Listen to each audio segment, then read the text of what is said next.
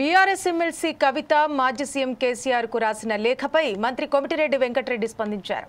కేటీఆర్ హరీష్ రావు కలిసి కవిత పేరుతో లేఖ రాశారని, ఆ లేఖకు కవితకు సంబంధమే లేదని అన్నారు. 100 ఏళ్లైనా కేసీఆర్ కుటుంబం కలిసే ఉంటుందంటూ స్పష్టం చేశారు. లెటర్ ఆలోచన ఎలా వచ్చిందో, ఎక్కడ ప్లాన్ వేశారో ఆర్టిఫిషియల్ లేఖను కూడా సరిగ్గా రాయలేకపోయారంటూ విమర్శించారు. బీఆర్ఎస్ వచ్చే ఎన్నికల్లో బీజేపీతో కలుస్తుందని, 20 లేదా 30 సీట్లలోనే బీఆర్ఎస్ పోటీ చేస్తుందని మంత్రి పేర్కొన్నారు.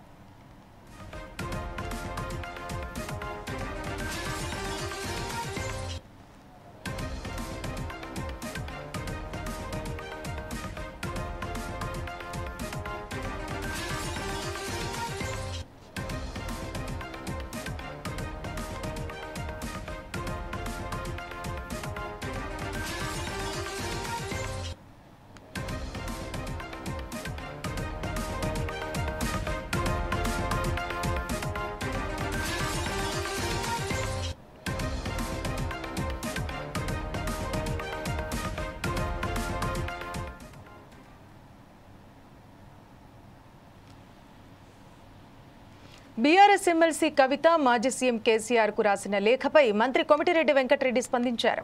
కేటీఆర్ హరీష్ రావు కలిసి కవిత పేరుతో లేఖ రాశారని, ఆ లేఖకు కవితకు సంబంధమే లేదని అన్నారు.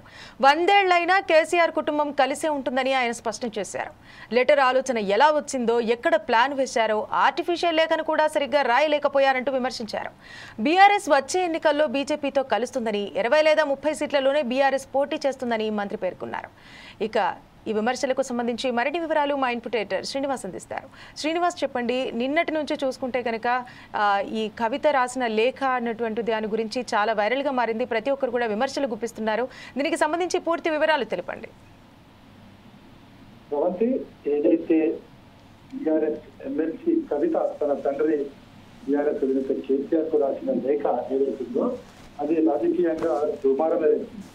అంత పార్టీల నేతలైతే ఏమి మాట్లాడకుండా మౌనం వహించాల్సిన పరిస్థితి సొంత పార్టీలు అంటే బీఆర్ఎస్ పార్టీలో ఉంటే, ఇక వేరే పార్టీలు అంటే కాంగ్రెస్ కావచ్చు, బీజేపీ కావచ్చు, ఇక తమదైన శైలిలో స్పందిస్తున్నాయి. ఇక కాంగ్రెస్ పార్టీ విషయానికి వస్తే కనుక కాంగ్రెస్ పార్టీలో ఒక్కొక్క నేత ఒక్కొక్క రకంగా స్పందిస్తున్న పరిస్థితి.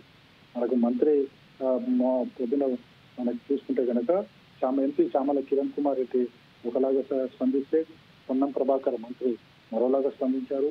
ఇప్పుడు కోమటిరెడ్డి వెంకటరెడ్డి మరోలాగా స్పందించిన పరిస్థితి కనిపిస్తుంది. అయితే చామల కావచ్చు, లేకపోతే పొన్నం ప్రభాకర్ కావచ్చు, ఇదంతా కూడా కుటుంబ కలహాలు కారణంగా ఇదంతా జరుగుతుంది. కేసీఆర్ ని కవిత రాసినట్లుగానే కేసీఆర్ ని టార్గెట్ చేస్తూ కవిత రాసిందని చెప్పేసి, అదేవిధంగా వచ్చే ఎన్నికల నాటికి టీఆర్ఎస్ బీజేపీ కలిసిపోతాయని చెప్పేసి అటు పొన్నం ప్రభాకర్, అదేవిధంగా కాంగ్రెస్ ఎంపీ చామల కిరణ్ కుమార్ రెడ్డి కూడా అదే తరహా వ్యాఖ్యలు చేశారు. అయితే కోమటిరెడ్డి వీరిద్దరికీ భిన్నంగా మాట్లాడడం జరిగింది. ఏదైతే కవిత రాసిన లేఖ ఏదుందో అది కవిత రాసిన లేఖ కాదు, ఇది కేటీఆర్ హరీష్ రావు రాసిన లేఖగా కోమటిరెడ్డి వెంకటరెడ్డి పేర్కొనడం జరిగింది.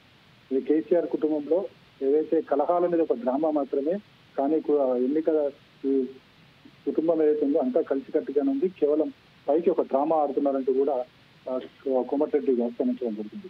అయితే ఇప్పటి వరకు చూసుకుంటే కనుక ఏదైతే కవిత రాసిన లేఖకు సంబంధించి అన్ని పార్టీలు స్పందించాయి, కానీ ఎవరైతే లేఖ రాశారో కవిత ఇప్పటి వరకు కూడా నోరు మెదపలేదు. అంటే నోరు మెదపదాన్ని బట్టి మెదపకపోవడానికి బట్టి కారణం ఈ కవితనే ఈ లేఖ రాసిందా అనేది కూడా అనుమానం కలుగుతుంది. అయితే కవిత ప్రస్తుతం దేశంలో లేదు, అమెరికా పర్యటన ఉంది. ఈరోజు అమెరికా నుంచి తిరిగి రాబోతుంది. తిరిగి వచ్చిన తర్వాత మరి కవిత ఏ విధంగా స్పందిస్తుందో చూడాలి. ఎందుకంటే ఈ వార్త వచ్చి కూడా 2 రోజులు 48 గంటలు కావస్తుంది. అయినప్పటికీ కూడా కవిత స్పందించకపోవడం కనుక రీజన్ నిజమే అయి ఉంటుందేమో అనే విధంగా కూడా అనిపిస్తుంది. ఎందుకంటే 48 గంటల్లో కూడా కవిత స్పందించకపోవడం, అది కూడా మే 2న ఈ లేఖ రాయడం, అది ఇప్పుడు బయటికి రావడం అనేది ఒక చర్చనీయాంశమే. అంటే ఈ లేఖ మే 2వ తారీఖు రాస్తే ఇప్పటి వరకు లేఖ బయటికి ఎందుకు రాలేదు, నిన్ననే బయటికి ఎందుకు వచ్చింది, పార్టీకి సంబంధించిన వాళ్ళే ఎవరైనా బయటికి విడుదల చేశారా, లేకపోతే కవితనే ఈ లేఖను రిలీజ్ చేసిందా, లీక్ చేసిందా అనేది కూడా అనుమానాలు కలుగుతున్నాయి. ఏదేమైనప్పటికీ కూడా ఏదైతే ఎమ్మెల్సీ కవిత తన తండ్రి కేసీఆర్ కి రాసిన లేఖ అయితే ఇప్పుడు రాజకీయంగా దుమారమే రేపుతుందని చెప్పచ్చు. శ్రీనివాస్.